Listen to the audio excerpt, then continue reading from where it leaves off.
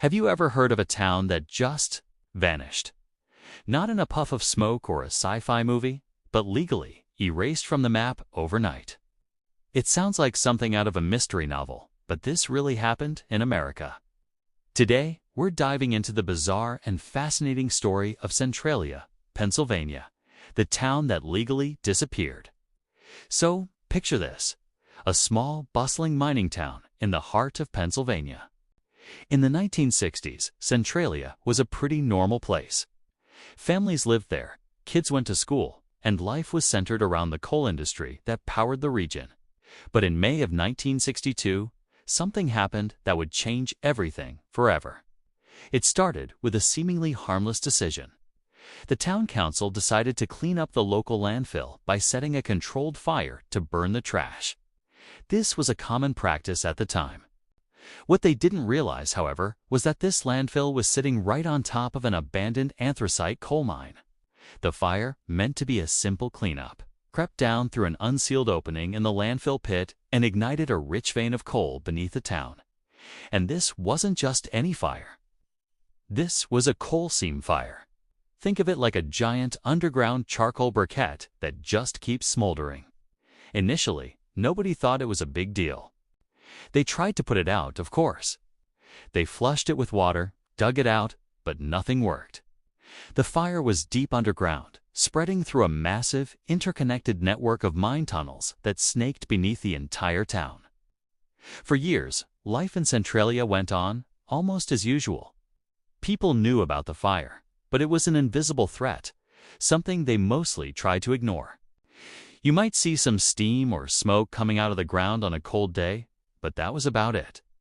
The real danger wasn't immediately obvious, but slowly, things started to get weird. The ground in some areas started getting warm to the touch. Plants and trees in certain spots began to wither and die as the soil temperature rose. Then, more alarming signs appeared. Cracks started to form in roads and sidewalks, and a strange, sweet smell of burning coal and sulfur started to hang in the air. Residents started reporting health problems like headaches and dizziness, likely from the carbon monoxide and other toxic gases seeping up from the underground fire. The town's gas station owner had to start checking the temperature of his underground fuel tanks because the ground was getting so hot. He was afraid they might explode. Imagine living in a place where the very ground beneath your feet is on fire. It's a surreal and terrifying thought. The situation reached a dramatic boiling point in 1981. A 12-year-old boy named Ilswal Boy, named Todd Dumboski, was playing in his backyard when the ground suddenly gave way beneath him. A sinkhole, about 4 feet wide and over 150 feet deep, opened up, filled with steam and deadly levels of carbon monoxide. Luckily, his cousin was nearby and managed to pull him to safety just in time. This incident was the wake-up call that nobody could ignore.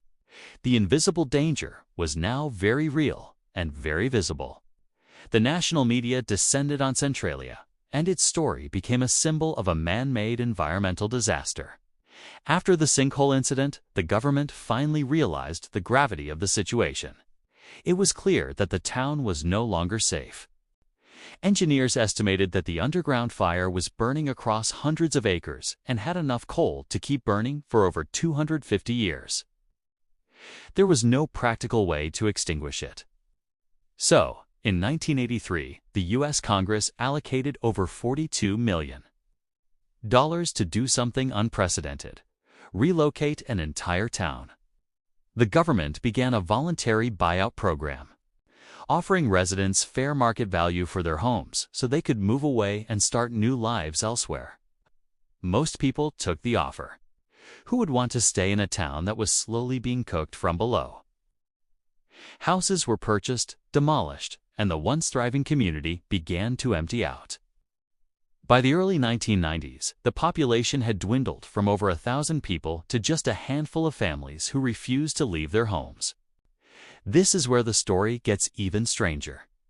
The state of Pennsylvania decided it was time to make the town's demise official. In 1992, the state invoked eminent domain, condemning all the remaining properties in the borough.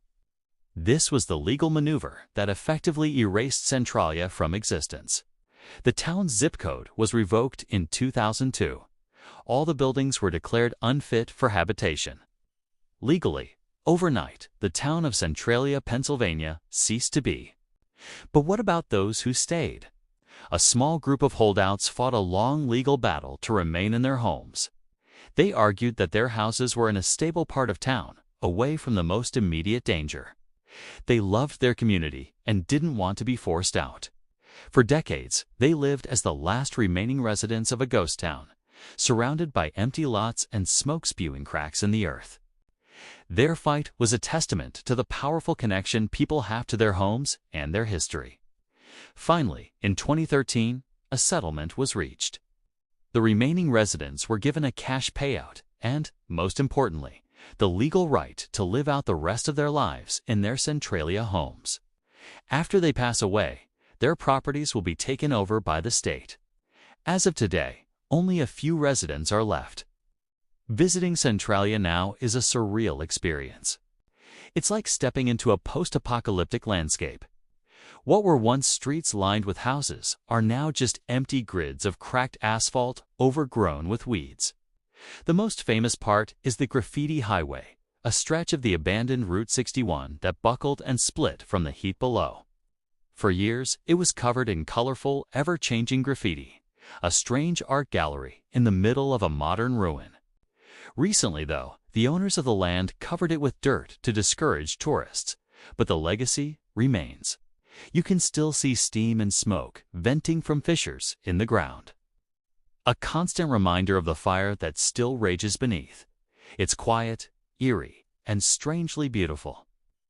The story of Centralia is a powerful cautionary tale about the unforeseen consequences of our actions on the environment. It started with a simple fire in a landfill and spiraled into a disaster that wiped a town off the map. But it's also a story of resilience, of the few who clung to their homes against all odds. They became the living heart of a town that legally no longer existed.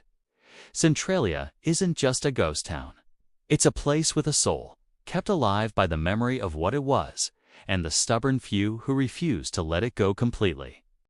It's a fascinating, tragic, and uniquely American story. So, what do you think? Could something like this happen again? Let me know your thoughts down in the comments. Thanks for watching, and if you found this story as fascinating as I did, make sure to hit that like button and subscribe for more deep dives into incredible true stories. See you next time.